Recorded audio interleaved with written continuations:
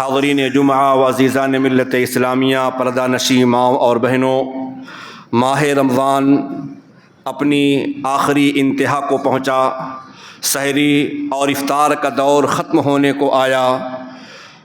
اب ہم میں سے جو پورے ایک سال تک زندہ رہے گا وہی انشاءاللہ الرحمن وہ آئندہ رمضان کی بہار کو دیکھ سکے گا، لیکن ہمیں آپ کو اس بات کا علم نہیں ہے کہ ہم میں سے کون زندہ رہے گا اور کون آئندہ رمضان آنے سے پہلے قبر کے حوالے ہو چکا ہوگا۔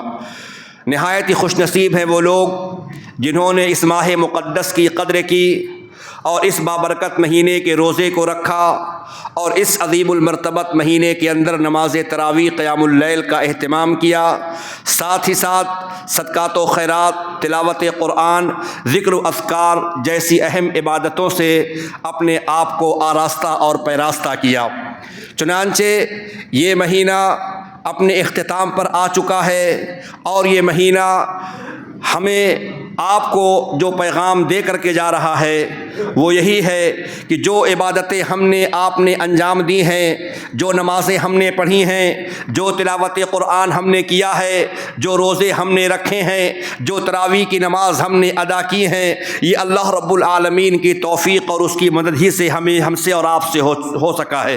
اس میں ہمارا اور آپ کا کوئی کمال نہیں ہے، بلکہ اللہ رب العالمین نے ہمیں آپ کو اس بات کی توفیق بخشی ہے کہ ہم نے رمضان کے روزے بھی رکھے، تلاوت قرآن بھی کیا، نماز تراویح بھی ادا کی، ذکر و اذکار بھی کیا۔ تو جس رب نے ہمیں آپ کو نیک عمل کی توفیق دی ہے، اب وقت آ چکا ہے کہ ہم اور آپ اس اللہ رب العالمین کا شکریہ ادا کریں، رب العالمین کی شکر گزاری کریں۔ اللہ رب العالمین نے اسی بات کا پیغام دیا ہے ماہ رمضان کے اختتام کے حوالے سے۔ ارشاد گرامی تعالی ہے، رب العالمین فرماتا ہے یرید اللہ بکم اليسر ولا یرید بکم العسر ولتکملوا العدۃ ولتکبروا اللہ علی ما ہداکم ولعلکم تشکرون۔ اللہ رب العالمین تمہارے ساتھ آسانی چاہتا ہے، وہ تمہارے ساتھ مشکل نہیں چاہتا ہے، اور یہ اس لیے ایسا ہے تاکہ تم ماہ رمضان کی گنتی کو پورا کر سکو، اس کے روزے کو تم رکھ سکو، ولتکبروا اللہ علی ما ہداکم، اور جب ماہ رمضان کو تم مکمل کر لو، رمضان کے روزے مکمل ہو جائیں، تمہاری عبادتیں، تمہارے روزے، تمہاری تراویح کی نماز، یہ عبادتیں پائے تکمیل تک پہنچ جائیں، تو اب تمہیں خوش نہیں ہونا ہے، اب تمہیں اترانا نہیں ہے کہ ہم نے عبادتیں کر لی ہیں، ہم نے روزے رکھ لیے ہیں، بلکہ اب ہمیں آپ کو کیا کرنا ہے؟ اللہ نے فرمایا وَلِتُكَبِّرُوا اللَّهَ عَلَى مَا هَدَاكُمْ وَلَعَلَّكُمْ تَشْكُرُونَ، بلکہ تم اللہ رب العالمین کی بڑائی بیان کرو، اللہ رب العالمین کی کبریائی بیان کرو، عَلَى مَا هَدَاكُمْ، اس بات کے اوپر جس رب نے تم کو توفیق بخشی ہے روزہ رکھنے کی، جس رب نے تم کو توفیق بخشی ہے نیک اعمال کو کرنے کی، جس رب نے تمہیں توفیق بخشی ہے نماز تراویح ادا کرنے کی، اب اللہ رب العالمین کا شکریہ کا وقت آ چکا ہے، اور اللہ رب العالمین کی تم کبریائی اور بڑائی بیان کرو۔ چنانچہ حدیث کے اندر آتا ہے اللہ کے نبی صلی اللہ علیہ وسلم نے اللہ رب العالمین کا شکریہ ادا کرنے کے لیے کچھ ایسے کلمات اور کچھ ایسی دعائیں سکھلائی ہیں جسے ہمیں آپ کو ہر روزے دار کو پڑھنے کا اہتمام کرنا چاہیے۔ پہلی چیز تو یہ ہے کہ جیسے ہی ماہ رمضان مکمل ہو اور شوال کا چاند نظر آ جائے، ہمیں آپ کو عید کے چاند کو دیکھنے کی جو دعائیں ہیں اس دعا کو تو پڑھنا ہی پڑھنا ہے، لیکن اسی کے بعد سے اللہ کے نبی نے فرمایا جب عید کا چاند نظر آ جائے تو تکبیرات عید کے ذریعے سے اللہ رب العالمین کا شکریہ ادا کرو۔ تکبیرات عید کے ذریعے سے عید رات کو بھی تم تکبیرات کے کلمات کو پکارنا شروع کر دو، عید کی صبح کو بھی تکبیرات عید کو پکارو، اور جب تم عید گاہ پہنچ جاؤ وہاں پر بیٹھے بیٹھے تم تکبیرات عیدین کو بلند کرتے رہو، رب العالمین کی کبریائی اور اس کی توصیف حمد و ثنا بیان کرتے رہو، یہاں تک کہ امام اس بات کا اعلان کر دے صفوں کو سیدھی کر لیجئے۔ تب تک ہمیں آپ کو اللہ رب العالمین کی کبریائی بیان کرنا ہے، رب العالمین کی تعریف و ستائش سب کو کرتے رہنا ہے، اور ان کلمات کو بلند کرتے رہنا ہے، اللہ اکبر اللہ اکبر اللہ اکبر، لا الہ الا اللہ واللہ اکبر اللہ اکبر وللہ الحمد، اللہ اکبر کبیرہ والحمد للہ کثیرہ وسبحان اللہ بکرۃ و اصیلا، یہ وہ کلمات ہیں جس کو اللہ کے نبی صلی اللہ علیہ وسلم نے مسلمانوں کی جماعت کو، امت مسلمہ کو، صحابہ کو سکھلایا ہے کہ ان کلمات کے ذریعے سے تم رب العالمین کا شکریہ ادا کرو جس رب نے تم کو نیک اعمال کی توفیق بخشی ہے۔ اللہ اکبر، یہ وہ عظیم کلمات ہیں، یہ وہ بابرکات کلمات ہیں۔ اللہ کے نبی صلی اللہ علیہ وسلم صحابہ کرام کو نماز پڑھا رہے تھے، آپ کے پیچھے صحابہ تھے نماز پڑھ رہے تھے، اور ان صحابہ کرام میں سے ایک صحابی وہ سجدے میں جاتے ہیں اور وہ چنانچہ دعا پڑھے سبحان ربی الاعلیٰ، اور اسی دعا کے ساتھ ساتھ وہ پڑھتے ہیں اللہ اکبر کبیرہ والحمد للہ کثیرہ سبحان اللہ بکرۃ و اصیلا۔ کبھی کبھی ہوتا ہے کہ نمازی کے زبان سے بغیر ارادے کے کوئی الفاظ اس کے زبان سے بآواز بلند نکل جایا کرتی ہے، چنانچہ ان کے زبان سے کچھ کلمات بلند ہوتے ہیں، اور اللہ کے نبی صلی اللہ علیہ وسلم نماز سے فارغ ہوئے اور آپ نے صحابہ کرام پر نگاہ ڈالی تو آپ نے پوچھا فمن القائل کلمۃ کذا و کذا، اے میرے صحابہ میں نماز کے اندر تھا اور پیچھے صف میں سے کسی نمازی کے زبان سے یہ الفاظ نکلے اللہ اکبر کبیرہ والحمد للہ کثیرہ سبحان اللہ بکرۃ و اصیلا من القائل کلمۃ کذا و کذا، اے میرے صحابہ ذرا یہ بتاؤ ان کلمات کا کہنے والا کون ہے؟ وہ صحابی لرزہ بر اندام ہو گئے، شاید مجھ سے کوئی غلطی ہو گئی ہے۔ نبی نے پوچھا ان کلمات کا کہنے والا کون؟ وہ صحابی کھڑے ہوئے اور کہتے ہیں انا یا رسول اللہ، اے اللہ کے نبی میں نے ان کلمات کو پڑھا ہے۔ اللہ اکبر، کیا فضیلت ہے ان کلمات کی، کیا شان ہے۔ رسول اللہ مصلی سے فرماتے ہیں عجبت لہا فتحت لہا ابواب السماء، مجھے بڑی حیرت ہوئی اور مجھے بڑا تعجب ہوا کہ مصلی پر بیٹھے بیٹھے نگاہ نبوت نے آسمان تک کی سیر کر آئی، اور میں نے دیکھا یہ نبی کا معجزہ تھا کہ آسمان کے دروازے اس کلمات کے لیے، ان کلمے کے لیے کھول دیے گئے ہیں۔ اللہ اکبر، یہ فضیلت، یہ شان ہے۔ یہ روزہ مکمل ہونے کو آیا، یہ ماہ مبارک رخصت ہونے کو آیا، یہ مہینہ رخصت ہونے والا ہے۔ ہمیں آپ کو چاہیے عید رات کو بھی، عید کی صبح کو بھی، عیدگاہ جاتے وقت بھی اور عیدگاہ میں بیٹھے وقت بھی ہم ان تکبیرات کو پکارتے رہیں اور اللہ رب العالمین کا شکریہ ادا کرتے رہے۔ اے اللہ یہ تیری توفیق ہے کہ میں نے ایک ماہ کے مکمل روزے رکھ لیے۔ اللہ اکبر، کیا شان ہے، کیا فضیلت ہے۔ حضرت عبداللہ ابن عمر یہ نبی کے صحابی ہیں، یہ نبی کے متبع ہیں، یہ نبی کے تابع دار ہیں۔ چنانچہ وہ صحابی کہتے ہیں اللہ کے نبی نے جب اس کلمات کی تعریف کی اور آپ نے کہا کہ میں نے آسمان کے دروازے کو کھلتا ہوا دیکھا کہ فرشتے سبقت کر رہے ہیں، کہتے ہیں ما ترکتہن منذ سمعت رسول اللہ صلی اللہ علیہ وسلم، جب سے نبی کے فیض ترجمان سے ان کلمات کو میں نے سنا۔ اس کی یہ فضیلت ہے کہ آسمان کے دروازے کھول دیے جاتے ہیں۔ اللہ کی قسم اس دن سے لے کر کے آج تک میں نے ان کلمات کو کبھی چھوڑا ہی نہیں ہے۔ دن اور رات کے جس حصے میں ہم کو موقع ملا میں انہیں کہہ لیا کرتا ہوں اللہ اکبر کبیرہ والحمد للہ کثیرہ سبحان اللہ بکرۃ و اصیلا۔ تو پہلی چیز ماہ رمضان کے گزرتے ہی ہمیں آپ کو اللہ کی اللہ رب العالمین کا شکریہ ادا کرنا ہے۔ نمبر 2، ماہ رمضان ختم ہو رہا ہے، اختتام پذیر ہو رہا ہے، روزے سے فارغ ہو رہے ہیں، لیکن ہمیں آپ کو دعا کرنی ہے جیسا کہ صحابہ دعا کرتے تھے۔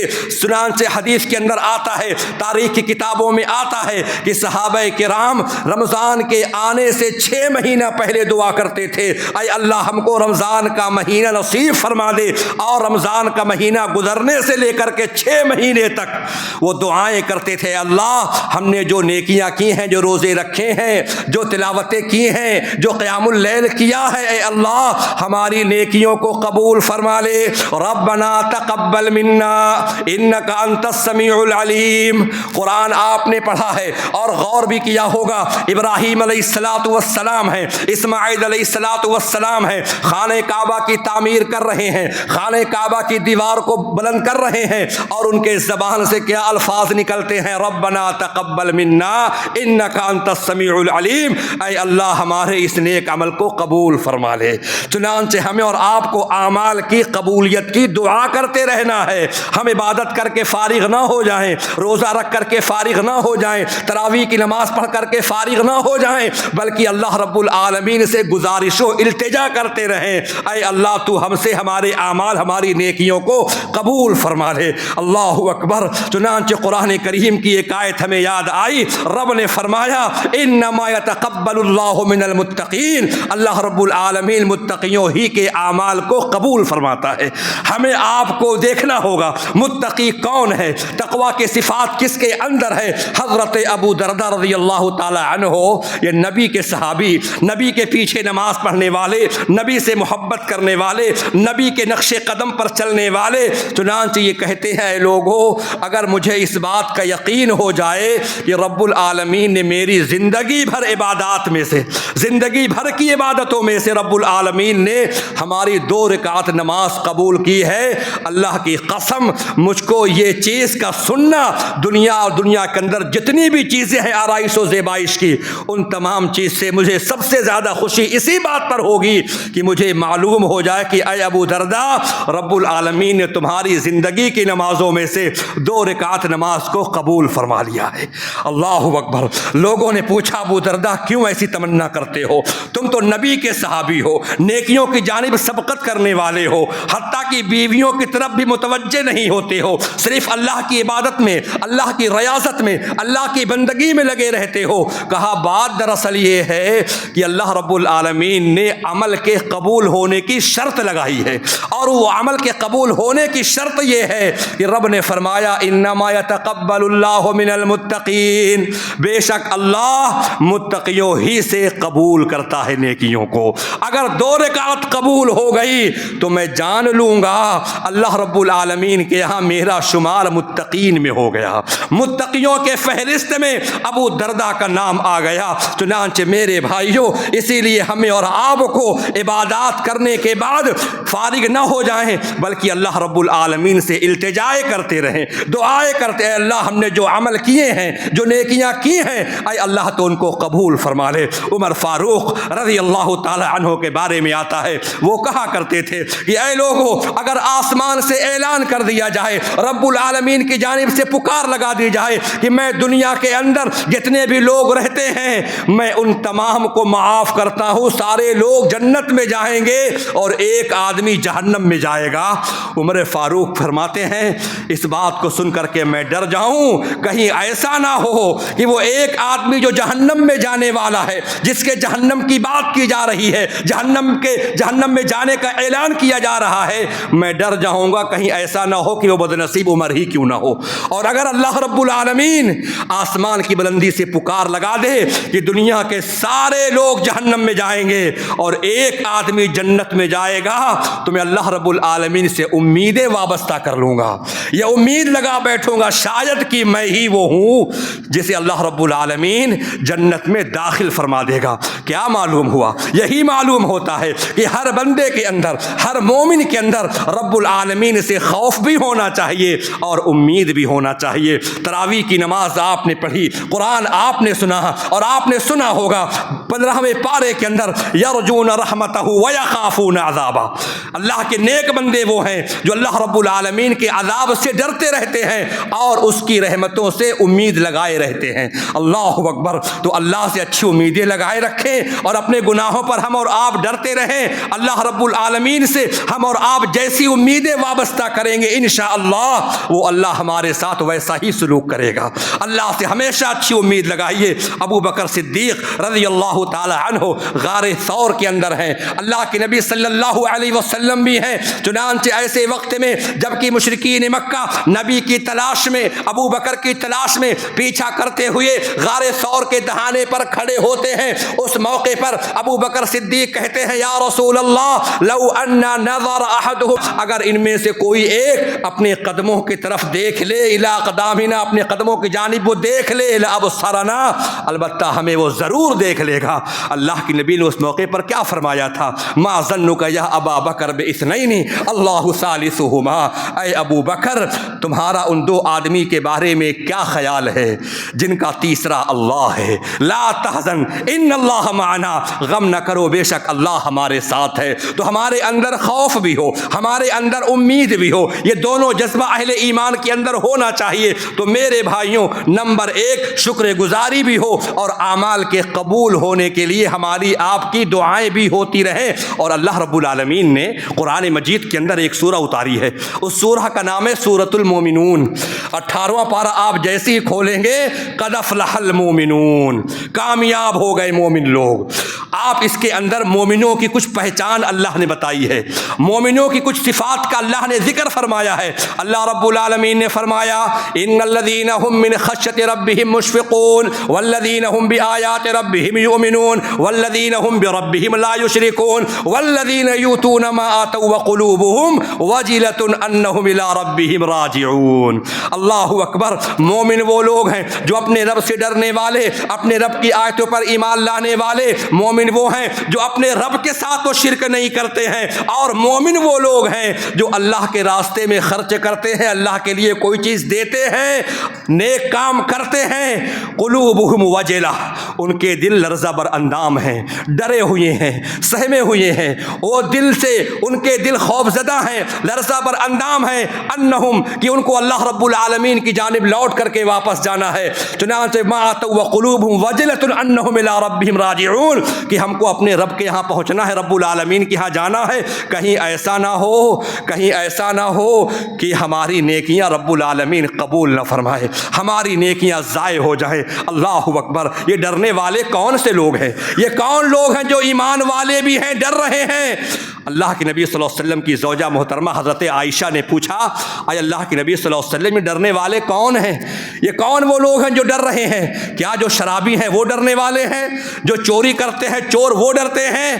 اللہ کے نبی نے فرمایا لا یا عائشہ لا یا بنت الصدیق ولکنہم الذین یصومون ویصلون ویتصدقون وہم یخافون اللہ یقبل منہم۔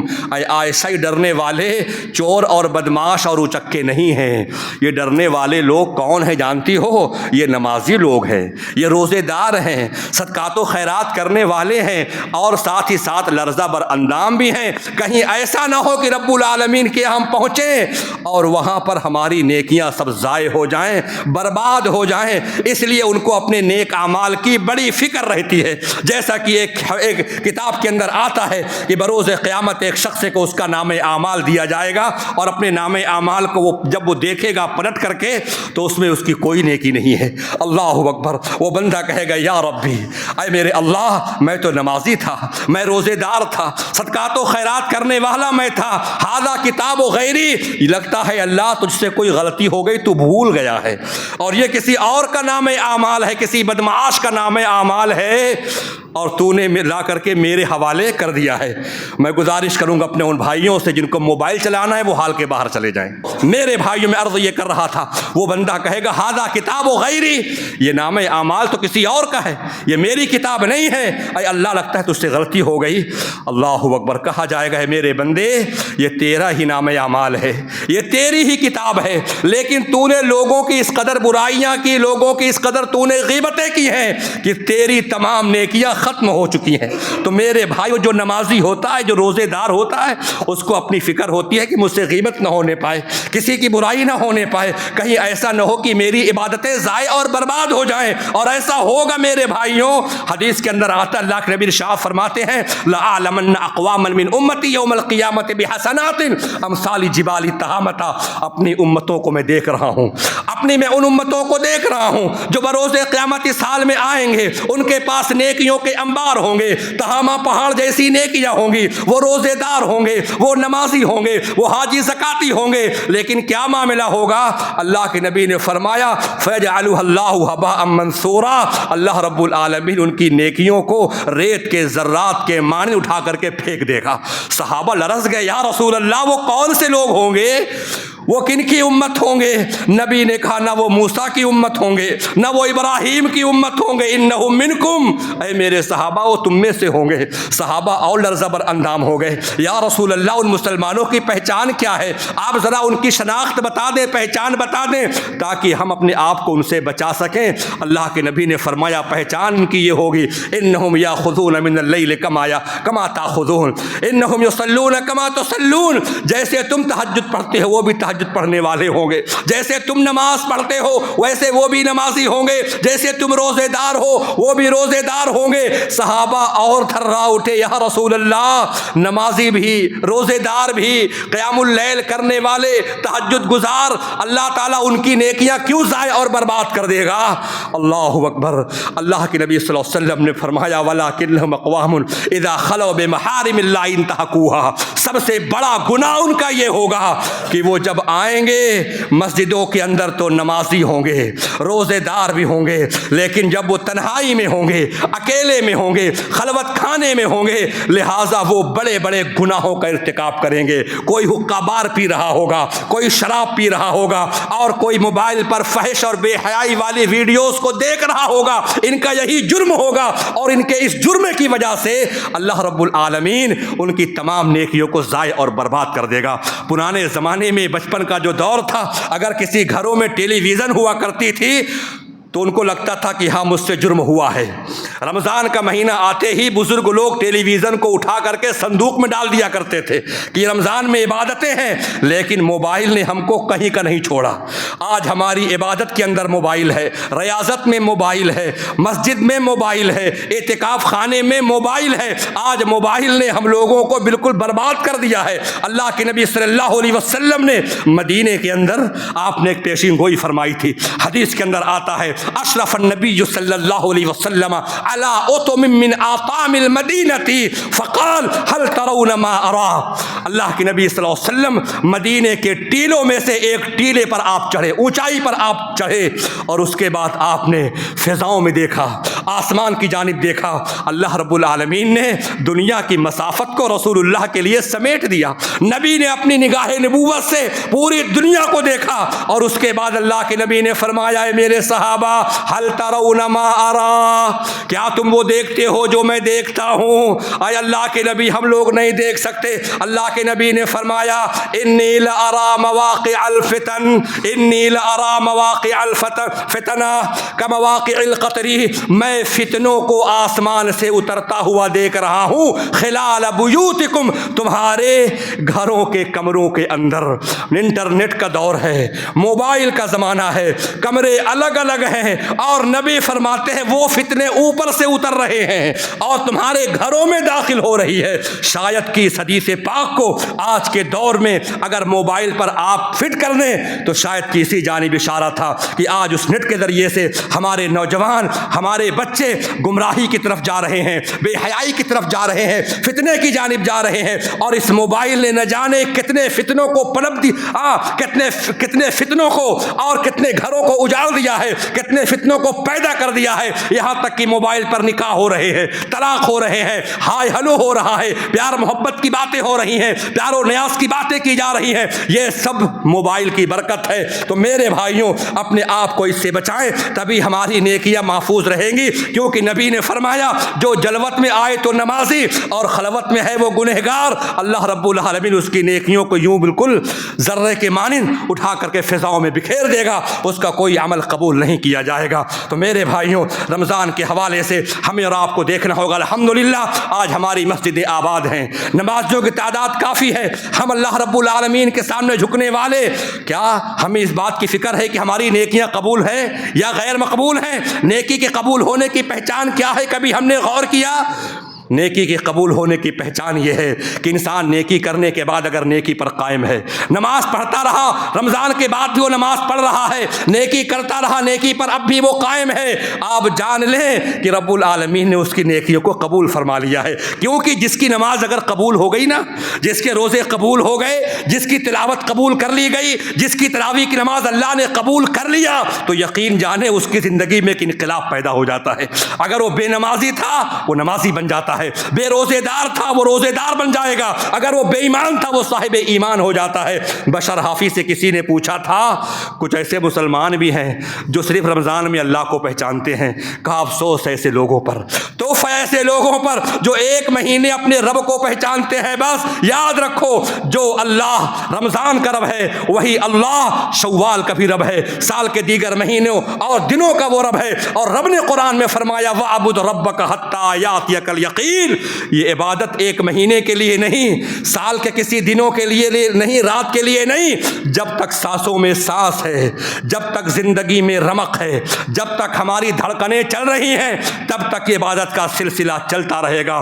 سورج ہوں میں زندگی کا رمق چھوڑ جاؤں گا, ڈوب بھی گیا تو میں شفق چھوڑ جاؤں گا. اس طریقے سے اور آپ زندگی گزاریں. اگر جب تک دنیا میں رہے چمکتے رہو سورج اور چاند کے طریقے سے, اور دنیا سے چلے جاؤ تو لوگ آپ کا نام سن کر کے دعائیں دیں فلاں انسان بڑا نیک اور صالح تھا, بڑا اچھا آدمی تھا, وَكَانَ أَبُوهُمَا صَالِحًا, اس کا باپ بڑا دیندار تھا. زندگی ویسے گزاریں, وگرنہ سبھی پیدا ہوئے ہیں مرنے کے لیے. نبی کے سامنے سے جنازہ گزرا تھا تو نبی نے کہا تھا یہ آرام دینے والا ہے, یہ آرام پانے والا ہے. صحابہ نے کہا کیا مطلب ہے, مستری اور مسترا کا کیا معنی ہوتا ہے؟ نبی نے فرمایا اگر یہ بدبخت تھا, برا تھا, تو آج لوگ اس کے شر و فتنے سے محفوظ ہو گئے اور لوگوں نے شکریہ ادا کیا, اچھا ہوا مر گیا, جب تک زندہ تھا پریشان کر رکھا تھا.